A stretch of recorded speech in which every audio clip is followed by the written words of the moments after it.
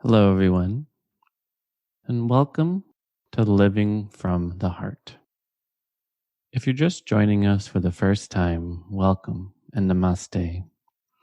My name is Zach Beach, and the way from the Heart goes is I begin each session with a poem that I have written myself, followed by a 30-minute Dharma talk. And each session will finish with a 15-minute meditation to cultivate and contemplate the subjects discussed in the talk. And today's poem is called Choose Love.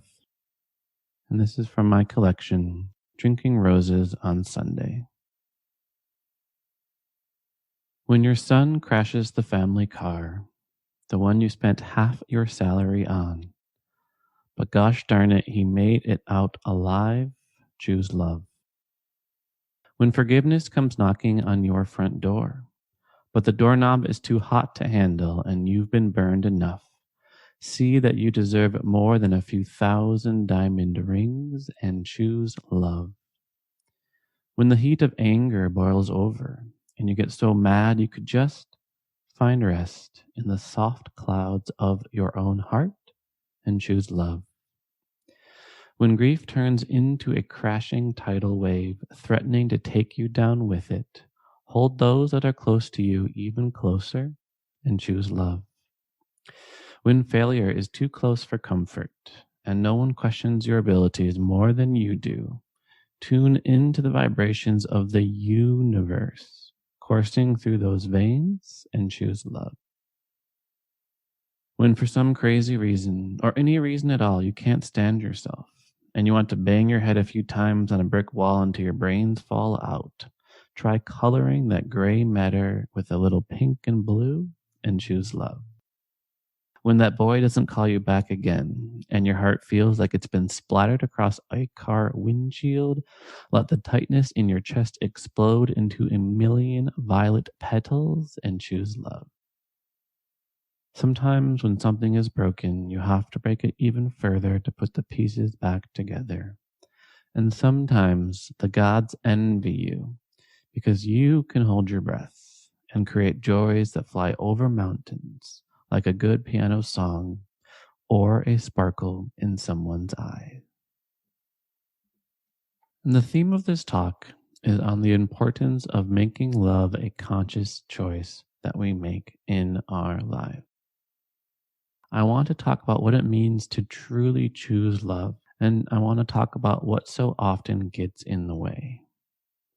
Because choosing love might seem like a simple thing, so simple maybe you don't even have to do it, but it's one of the most important things that we can discover as human beings. There's a story of a couple, and one of them turns to the other one and says, "Honey, I love you." And the other one says, "Don't you threaten me." And I love this story because it captures how love asks a lot of us. Love asks for our entire being. Love asks for our vulnerability. And if when love knocks on our door, we have the choice to open up the door or not. And many people choose not to because of the fear that love entails. So someone telling you that they love you almost seems like a threat because, of course, that love will ask so much of us. And this is why it's important to choose love, because everything that we value in life is a practice. Everything that we want in our lives is something that we choose to do and choose to get better at. If you are looking for more happiness in your life, happiness is a practice. If you are looking for more joy, love, compassion, understanding, forgiveness, all of these things are practices. And so too, love is a practice. The researcher Brene Brown wrote that love is beautiful when it is professed, but it is only meaningful when it is practiced.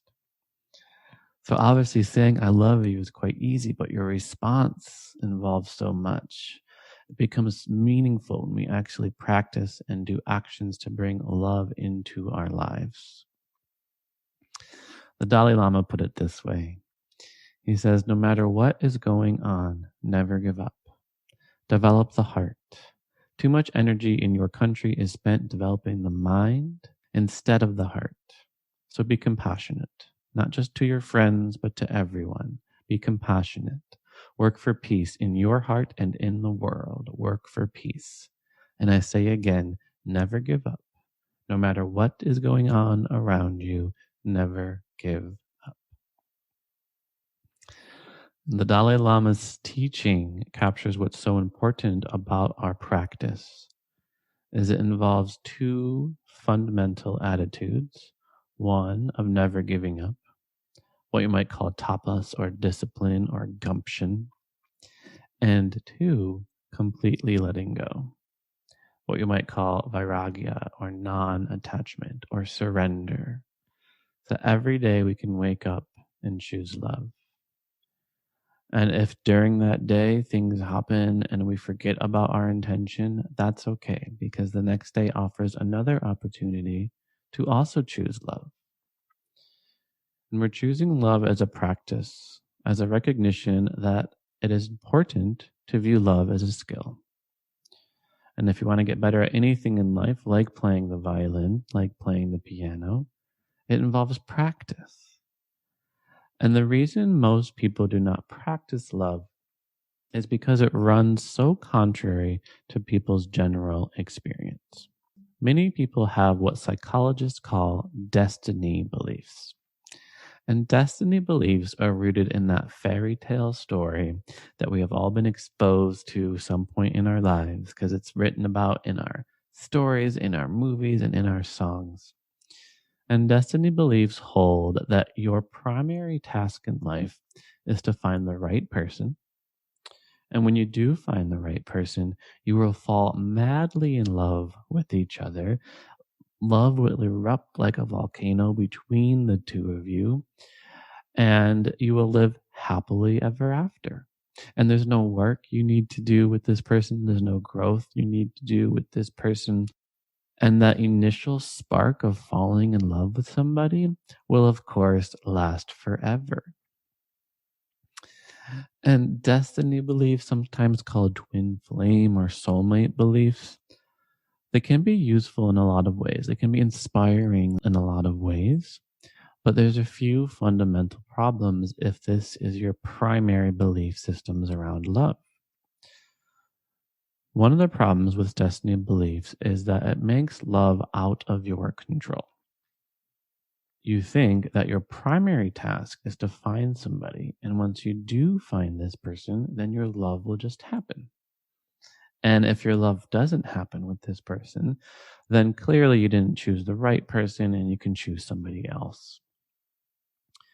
And then if you do fall in love with somebody and then you find that the love ebbs and it finally decreases over time, you might come to the conclusion that you found the wrong person and you break up with that person and you need to find somebody new. So when you look at couples with destiny beliefs, and when psychologists look at couples with destiny beliefs, they find that they tend to give up more easily when the going gets tough. When problems arise, as they inevitably will in any relationship, if you have destiny beliefs and you encounter problems, you're like, well, clearly I have found the wrong person because there are problems and my relationship is supposed to be perfect and easy all day for the rest of my life. Now, this is obviously an extreme case. What's important to recognize is that if we want to bring love into our lives, we have to view it as a skill. We have to put ourselves in the driver's seat, that we are in control of how much love we experience in our life and in our relationships. And another final problem with destiny beliefs is that it is extremely dyadic. And I coach a lot of couples and I work with a lot of individuals. And when I tell them, hey, I work in the field of love, is that single people tend to say things along the lines of, well, I'm not in a relationship. I have no love in my life. And when you think that in order to be in a relationship, you need to feel love, it ignores all the day-to-day relationships that sustain us on the daily basis. And it also ignores the love that we have for ourselves. And it also ignores that there's a love inside of us that we can cultivate. And we cultivate it by choosing love, by setting the intention each day and each moment to choose love. Choosing love, however, is not easy. Making love a choice is quite easier said than done. And as I tried to get across in my poem, so easily and so often, our own emotional reactions get in the way of us choosing and responding from a place of love. The reason that is because our mind so easily gets hijacked by what is known as the limbic system. And for those that don't know, the limbic system is a more primal part of our brain, what is sometimes called the reptilian part of our brain. And it is the source of our stress response, our flight, fright, freeze response. And it's a primal part of our brain that reflects how, way back in the day, when we were living in the wild and running from predators, having a flight, fright, freeze response very much served us. If we heard a rustle in the grass, it would help to have the body get activated in order to fly away or freeze or fight this threat. Now, this is what hundreds of thousands of years of evolution has wired us to do. Unfortunately, nowadays, in our day to day, it doesn't serve us nearly as much. Now, most of the time, for most of our lives, we are not encountering dangerous threats. Now, there are, of course, real situations in our life where we might be in danger, in which case, flight, fight, freeze might be the response that we need. But now, by and large, we don't have predators that are going to leap out of the trees and take us for dinner. Now, our flight, fight, freeze response happens when we get cut off in traffic, for example. And you can feel that response bubble up inside of you when this happens because your physical safety was threatened. And the same stress response system that existed in order to keep you safe in the wild is now elevating your blood pressure, elevating your stress levels, having your fingers grip the wheel. And the problem is that it stays for a long time. Maybe you get cut off in the morning on the way to work, and the rest of your day is ruined. The rest of your day, you're in a bad mood. So it can happen when our physical safety gets threatened, but in our modern day society, this is more and more rare. Another way that our flight, fright, freeze response gets activated is when our partner says, "You're wrong." Or your partner says, "You know what? You can be kind of a jerk sometimes." And the reason our flight, fright, freeze response, our stress response gets activated is because no longer is our physical safety threatened, but our egoic safety is threatened. If we feel personally attacked, if our ego, who we think we are, gets attacked, that same stress response system gets activated.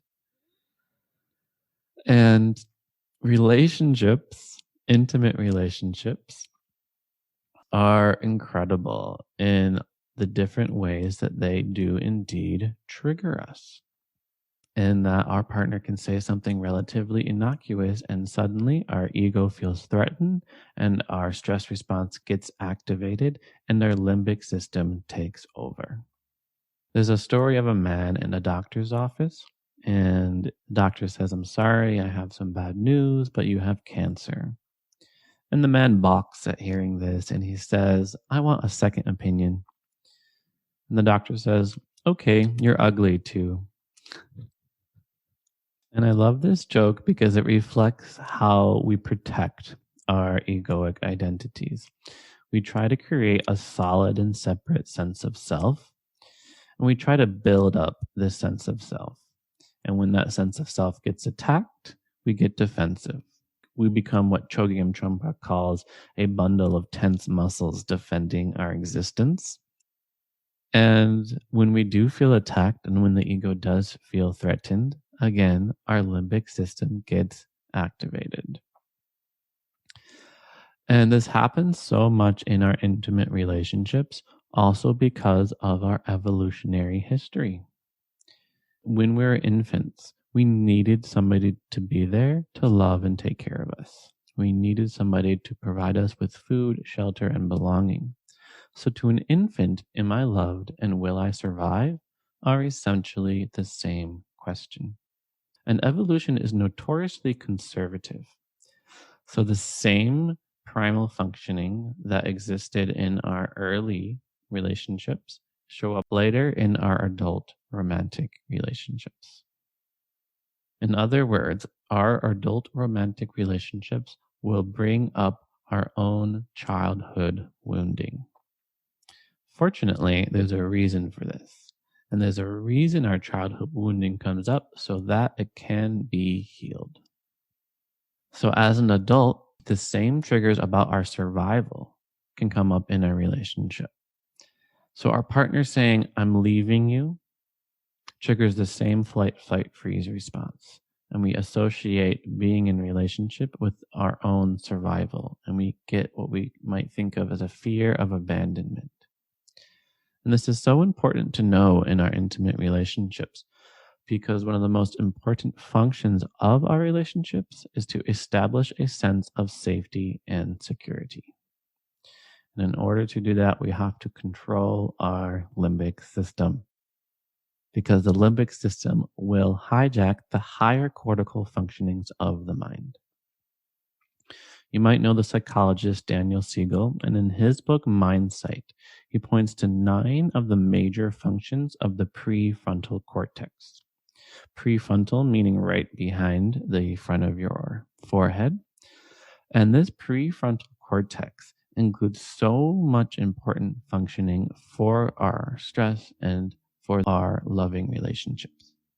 So 9 functions include bodily regulation, attuned communication, emotional balance, response flexibility, fear modulation, empathy, insight, moral awareness, and intuition. And one of the models that Dan Siegel will give in his workshop is he'll bring out his hand, well, show his hand. And if you are looking at your own hand, you can put your thumb in your palm and then you can cover your thumb with your fingers. And the base of the thumb is your limbic system, the reptilian part of your brain. And your fingers are your higher cortical functionings, those places of communication, emotional balance, empathy, intuition, and insight. And what happens with limbic system hijacking is we flip our lid. And that stress response system shuts down our ability for our prefrontal cortex to function. And you might have experienced this yourself. You might have found that when you are in an argument with your partner and you feel like they're not listening, they're actually unable to listen. And so to you, when your stress response system is activated, you are unable to listen as well. You're unable to provide attuned communication, empathy, balance your own emotions during the time that your stress response system is activated. So, an extremely important thing we need to do is to be able to control our stress response system, what we might call top down regulation, using those higher cortical functionings to lower our stress response so that we can learn how to respond and not to react. Because if we are to choose love, we have to make sure we're responding with love and not reacting with fear, anger, judgment, and ill will. And this is why it's so important and so challenging to choose love because of how easily our limbic system hijacks our ability to choose love. Many of you are probably familiar with the quote by Viktor Frankl in his book, Man's Search for Meaning. And he says that in between the stimulus and the response, there is a space. And in that space, therein lies our freedom. And that is what we need to find. We need to find that space between the stimulus and the response. Because we can't respond with love, we can't choose love if our stress response system is activated all the time. We have to be able to find what is known as the sacred pause. Our ability to remain calm in the heat of the moment, to notice emotions as they are coming up, and to choose love, to remember love. So last week I talked about remembering the most important thing. That the most important thing is to remember the most important thing. And that is our challenge in living from the heart, in living a life of love, is simply remembering love in the heat of the moment. Is simply remembering that love is the reason we are put on this earth. Because when we do remember, our entire experience is transformed. The poet Rumi put it this way: if we love, our hearts and souls receive wings. It blooms a summery happiness in us. We are walking like on a soft carpet of moss, and it seems like all the doors are open.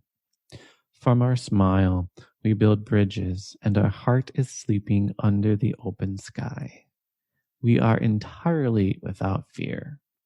It rains dreams, and on the trees are growing more and more miracles. Such a beautiful poem about what happens when we choose and open up to love. It rains dreams. On the trees grow more and more miracles.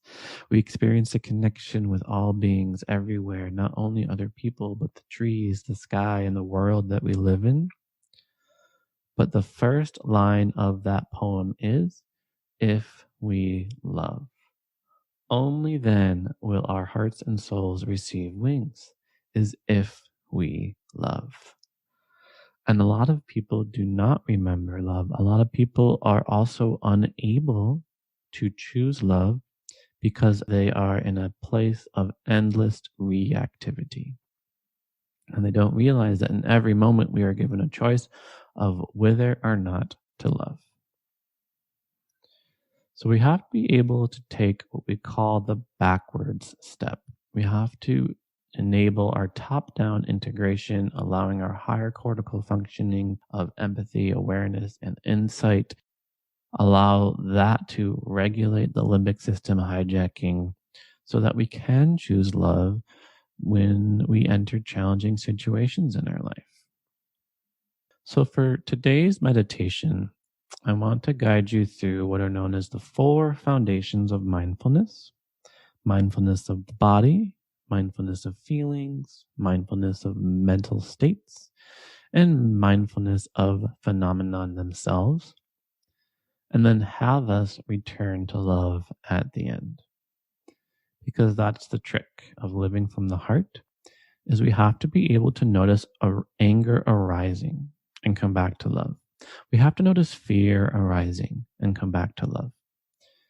And this is where mindfulness can be so helpful, because that non-reactive, non-judgmental awareness of what is happening in the present moment gives us that space. It allows us to take the sacred pause, to step back, and to respond to any situation that we are in from a place of love. And it's really challenging. I'm not saying it's easy walking this path of love. It is worth it, but it's not easy. And what can really help along the way is shifting from identifying with the passing emotions and mental states in the mind to simply noticing them. So rather than say, I am angry, in which case you're identifying with this emotion, we slowly shift back in the sacred pause. We shift away from saying, I am angry, which involves identification, to I am feeling angry, where we are able to feel it and able to kind of hold space for the anger, to our next step of simply noticing anger arising. So I'm noticing anger arising in my body, to, okay, there's anger, but there's love here too. And I can even have love for myself and compassion for myself for feeling this anger or fear or whatever challenging emotion that it is that you are experiencing. We can even encompass that in our love. So let's try that together. Mindfulness with love. So to start, elevate the spine, relax the shoulders, and take a few deep breaths. Inhale through the nose and make a slow exhale through the mouth. 2 more times. Inhale nose.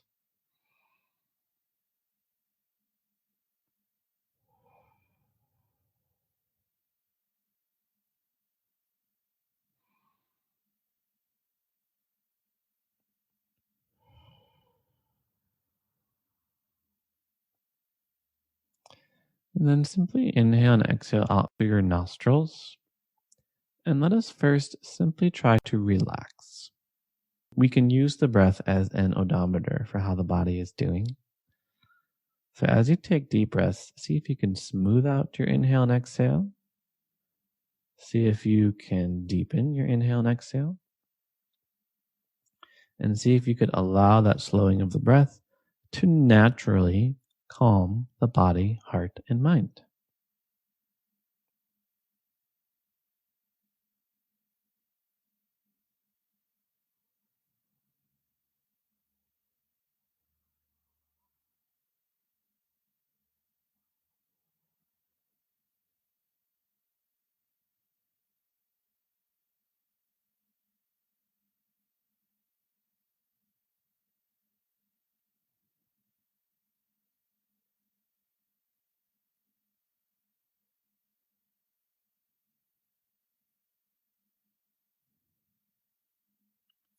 And let's find our first foundation of mindfulness, being mindful of our bodies.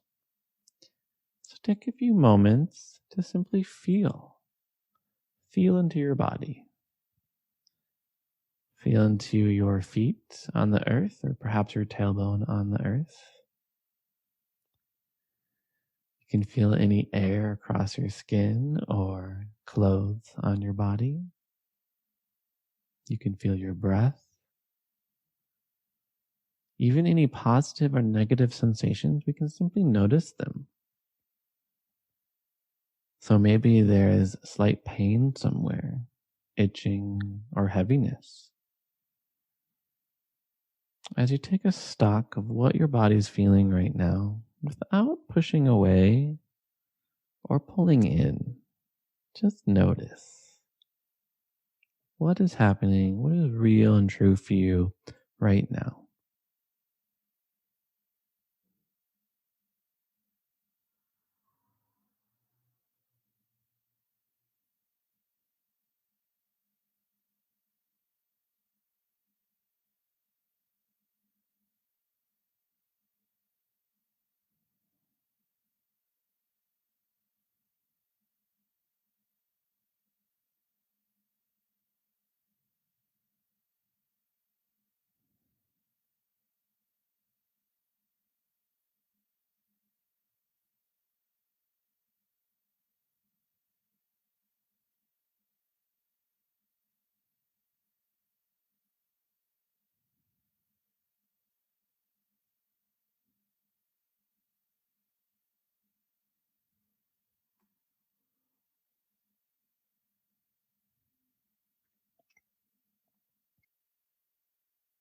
Shifting your attention to our second foundation of mindfulness, our emotions. We call them emotions because they are energy in motion. We call them feelings because we feel them. So as you tune into your emotional experience, what can you identify? What can you notice without judgment? So we don't judge good things or bad things. So notice if there is excitement, joy, happiness, pleasure. And also notice if there is pain, boredom, or discomfort.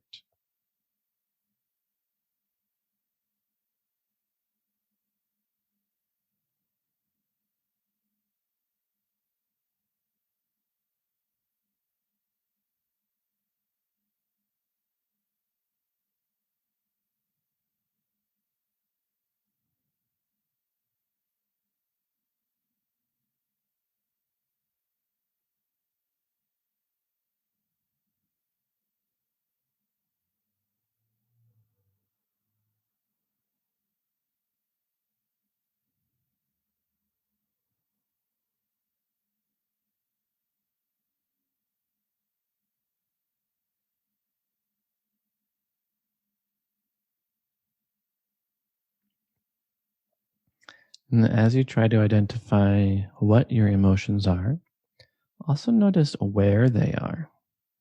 Where in your body are you feeling what you're feeling? Does it manifest as a sinking feeling in your stomach? Or perhaps hotness around your head, tightness around your heart or shoulders, lightness, heaviness, spaciousness, closeness? Continue to notice, be present and aware.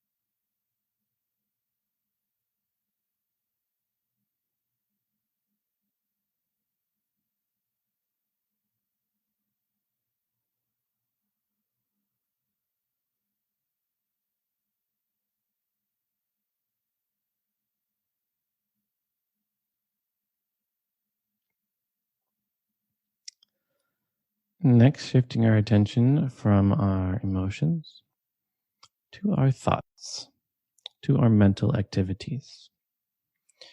The mind is often described as a bucket of water with light shining on it. Sometimes the bucket of water is agitated, lots of turbulence. Sometimes the bucket of water is muddy with dullness. Sometimes it is clear. Notice where your mind is at. Is the mind racing, thought after thought? Or is it dull and tired?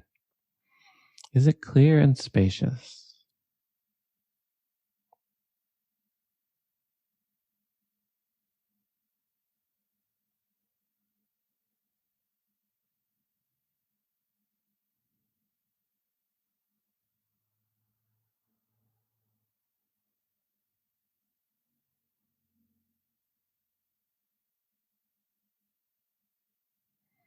And also notice what thoughts are coming up for you. Oftentimes, the mind takes us into the future and what might happen, or takes us into the past of what has happened, or even takes us into an imagined future of what could have happened, or what we wish would happen, or situations that will never happen. Where's your mind at? What is it thinking about? Again, no judgment here. We're just noticing without pushing away or latching onto.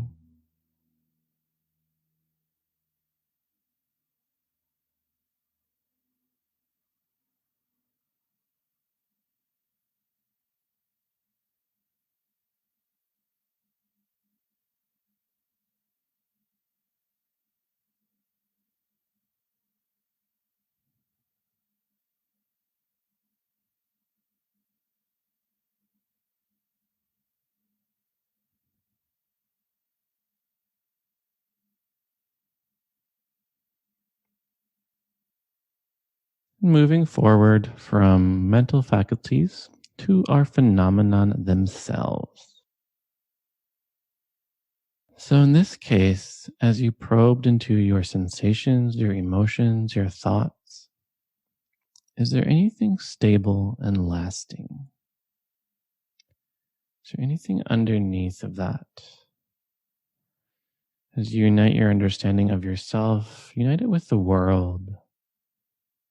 So, as you think about this world that we live in, is there anything that is stable and unchanging? And think about what has flown in and out of you.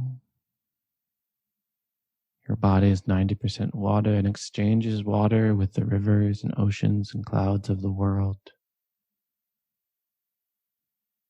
You're breathing oxygen, exchanging carbon dioxide and oxygen with the trees, plants, and algae in the ocean.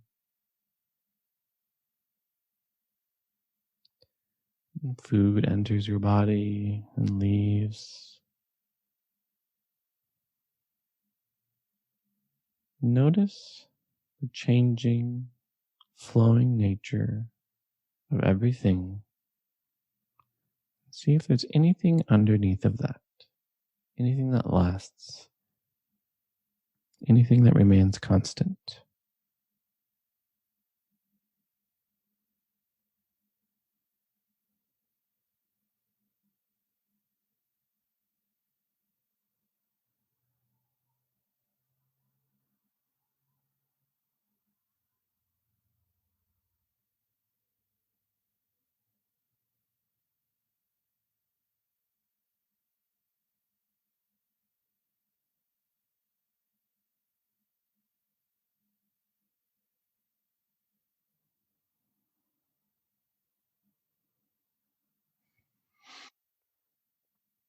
And finally,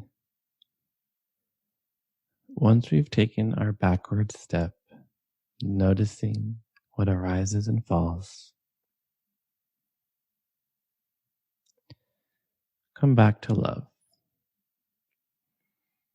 Come back to the heart space and come back to a softening of your attention and a tenderness and care for yourself and all beings. Feeling a warmth and a light emanating from your chest.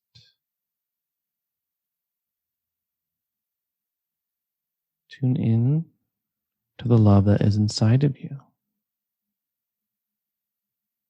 Planting the seed of love in your heart and watching it grow with your breath, with your attention,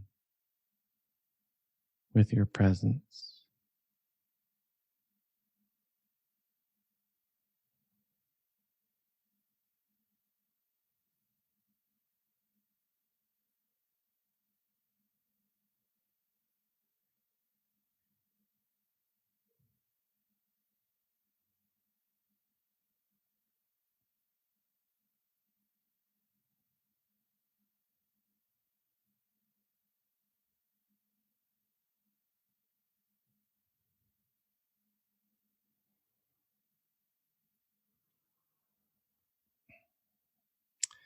And we'll close this session with the discourse on goodwill from the Sutta Nipata. May all beings be filled with joy and peace. May all beings everywhere, the strong and the weak, the great and the small, the mean and the powerful, the short and the long, the subtle and the gross. May all beings everywhere, seen and unseen, dwelling far off or nearby, being or waiting to become, may all be filled with lasting joy. Let no one deceive another. Let no one anywhere despise another. Let no one out of anger or resentment wish suffering on anyone at all. Just as a mother with her own life protects her child, her only child, from harm, so within yourself let grow a boundless love for all creatures.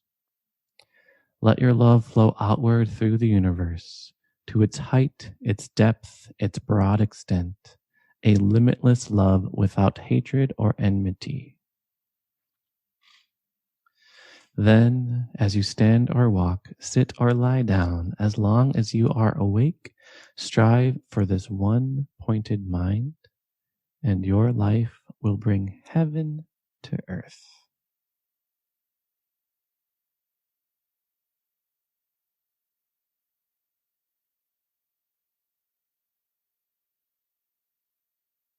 Thank you for listening. Thank you for joining us today. The light and love in me honors the light and love in you. Namaste.